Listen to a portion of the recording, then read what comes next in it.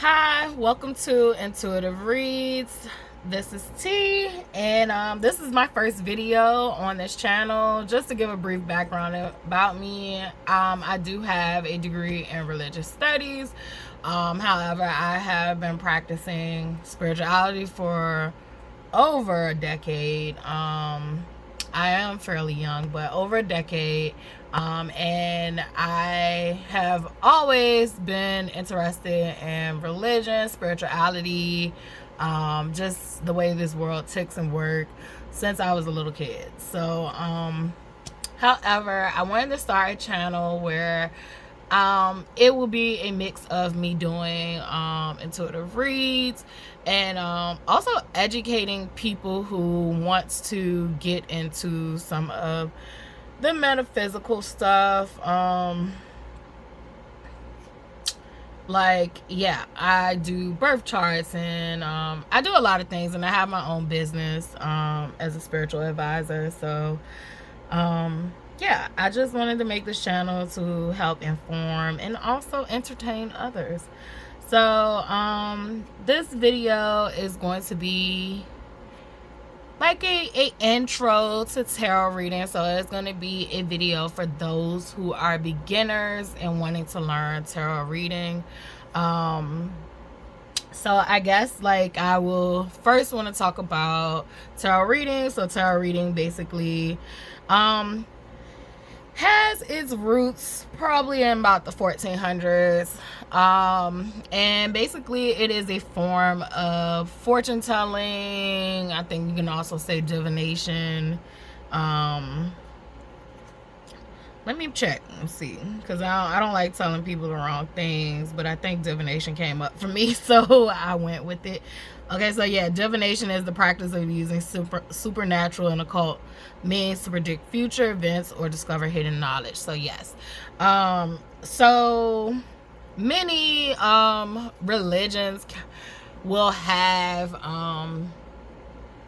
rules that you shouldn't be practicing divination, and then there are some that encourage divination, and then you have people who are spiritual who that's their jam. And I have met people of different religions who are into tarot. So it is up to you to make the choice of whether this is a practice that you want to learn. So saying that, when I typically do my tarot readings, I call on God. Sometimes I will call on my spirit team, and for me, my spirit team is my angels, my ancestors, and my spirit guides.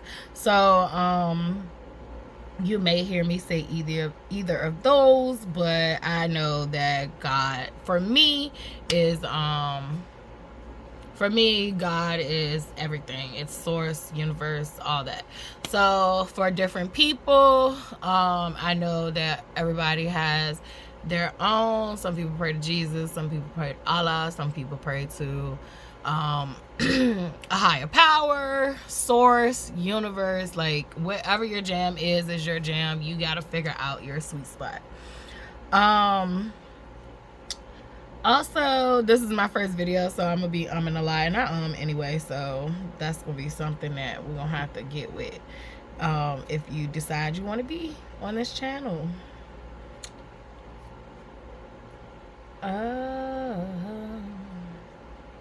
Alright, so now that we got that out of the way, also another thing for when I learned tarot, I was taught that you had to be gifted a deck, and I was gifted a deck and taught by my teacher from a local botanica shop in my community. And if you are looking to, get your first deck, this newer generation, I think y'all kind of do what y'all want to do. Whatever works for you. I always say would do whatever works for you. For me, I did want to do it the right way, and I'm not gonna say the right way, the traditional way, and get my deck gifted to me. In the future, I do plan on having my own workshops, whether they're virtual or in person, and I will gift the participants their deck. So if it's virtual, I will have to mail it to you, and if we're in person, you can just get it when you come in to learn. So I was also taught to have something where I can put my cards in, just to keep the health of the cards. And I was also taught to always have clear quartz with my cards. So something to cleanse the energy of my cards. This is my little pouch, as you can see. It's kind of like made out of velvet. Typically you want to use silk, but I also wrap mine into, I would say this is like a silk cloth. It might be velvet too, who knows. But anyway, it works for me. You can go to maybe like your local Walmart or crafting store and get a little slither cut for yourself. And so I keep mine in that. And then this is also, I'm trying to make sure that I am giving you a visual correctly. So this is my deck, and I did pull out the traditional writer's deck. However, I do have a whole hoard of cards, and I'm just going to show you. I keep my cards in this little bin and pull from them, and this is not even the whole bin, but just wanted to show you that I do have a hoard of different ones. I guess I could angle it, but yeah, I have different types. I do grab a lot of black owned tarot cards, and I do grab other tarot cards that just takes my interest. So alright, so I was taught that I could cleanse my cards with Palo Santos, and I don't have any on hand right now. I do keep it in bulk because I do have my own Palo and my own sage. So or you can use your sage and burn it to cleanse your area, so your cards, your aura. Definitely when you're doing readings for different people, good idea to cleanse your deck. You also can cleanse your deck by a simple hand movement. So 1, 2, 3, that can cleanse your deck. Also putting your quartz with your deck is also clearing it, and make sure that you recharge your crystals. But yeah, so that is some steps too that I wanted to be sure that I put in for you when you're learning the basics about tarot. Alright, so today I think I'm going to do 5 cards, and we can go over the meanings of 5 cards today. And also,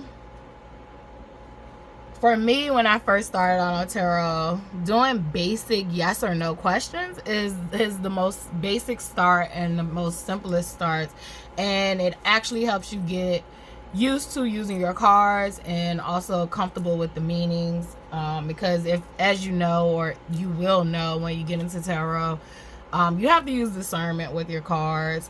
However, there are some basic meanings and rules of thumb with the cards. So the first card of the deck is gonna be your Fool card, and for beginners, your Fool card is, I don't know if I want to bring this more down. So for beginners, your Fool card shows a man or woman, however you want to see that, on a cliff, and it looks like he's about to walk right on off, and he has his little knapsack and a dog following up behind him. Reminds me of me sometimes, but I like to play the Fool sometimes, and I think a lot of people think that the Fool card is a bad card, when actually the Fool card is not. In a yes or no tarot reading, the Fool card is a yes. The Fool represents in the upright, and upright for this beginners, I will only talk about upright card position, and that just simply means that when you pulled your card, it was facing upright. Reversals mean that your card was facing the opposite way. So we're only going to do uprights for beginning. So the Fool, I like to think of the Fool card as basically taking a leap of faith. So a leap of faith, it also can mean new adventures or a new life path, unlimited potential. So yes, I will stop right there. And also for the Fool card, if you want to know the zodiac sign associated with it, it is Aquarius. So yeah, that is the Fool card. If you didn't catch something I said, you can play the video back. So the Fool card is represented also by 0. Excuse me, I am new to this, but 0 is a Fool card. It doesn't start at 1, it starts at 0. And I did organize my deck so that I could pull the cards in order. So Magician is going to be the first card, and as you can see, the Magician has all the suits on there. So you have the Pentacles on the table, you have the Cups on the table, the Sword and the Wand. The Magician is holding it looks like a wand of his own, and then he also has the infinity symbol on the top of his head. The Magician is basically always going to be a yes. And I like to think of the Magician as representing so above, so below, so within, so without. So if you notice at the top, his wand is pointing up and then his hand is pointing down. So it's about harvesting your power, to me, and getting rid of your distractions, having confidence. You are powerful. Like, I just feel like the Magician represents like manifesting, you know, what you want or what you desire. So yes, the Magician is definitely a yes in the yes or no reading. And far as the meanings of the card, but since this is beginner, I do not go into too much. But this is just some basic things. What you will learn in tarot is that you will start to feel the basic meaning of your cards and actually be able to relate them to the question that your client might have, or yourself, because it's best to practice on yourself first and then others. And so our third card is going to be, excuse me, the Hierophant. I mean, the High Priestess. My bad. I don't know what happened there. But it's the High Priestess. And you can see the beautiful detail on her card. And I say her, but in tarot, I always say that certain cards does represent femininity and masculinity. However, we all have both in us, and some of us rely more on one than the other. So just because you get a card that is masculine or feminine does not mean that you have to be male or female. It is all about the energy. So with the High Priestess, this is another yes card. And basically the High Priestess basically reveals the truth. This is a high intuition vibe, very sacred knowledge being revealed, wisdom, divine feminine, and yeah, so that is some of the meanings for that card. Just not trying to overload you. And also for the High Priestess, as far as zodiac signs, this is Cancer. I did not state, but for the Magician, it can be either Gemini or Virgo. So air or earth. Our fourth card is going to be the Empress. I love the Empress and the High Priestess. As you can see, you have your female symbol over there for the Empress. Some more feminine energy. So the Empress represents femininity, and I hope I'm saying that right. If I'm not, excuse me. Fertility, creativity. I also say soft girl. So like all my soft girlies, when you get that card, like get excited. And in a yes or no reading, she represents yes. And far as zodiac signs, the Empress is Taurus, so earth sign. Our last card for this video is going to be the Emperor. The Emperor follows the Empress. So the Emperor, which is the fifth card of the deck, is a yes when you see the Emperor. So in a yes or no reading, it is a yes. So an emperor is a ruler. What the emperor wants, the emperor gets, or heads will roll. That's what I kind of think about the emperor. So it represents authority, structure, father figure, change, perseverance, security. And I'm going to kind of leave it at that. You can kind of pick up how you want to read the emperor's energy. And for the emperor is Aries, far as the zodiac sign, and Aries is a fire sign. So this is the Emperor card. And I always suggest learning from the basic, like the traditional tarot deck first, and then picking out some of the more different ones. However, do whatever speaks to you. I do know with me, I purchased my daughter, I gifted her first deck, and it was I think it was the witchy one, that popular one, that looks like more inclusive as far as like skin tones and all that stuff. I think I have it myself. Yeah, so it's the Modern Witch Tarot deck. So I started her out with the Modern Witch Tarot deck, which she loves, and she's still learning how to do it. So yeah, I would say when you're first learning, try to go for a more traditional deck that will be similar, if it's not the same as the Rider deck, but at least similar to it, because you do want to learn from the traditional first and then branch out and do your thing.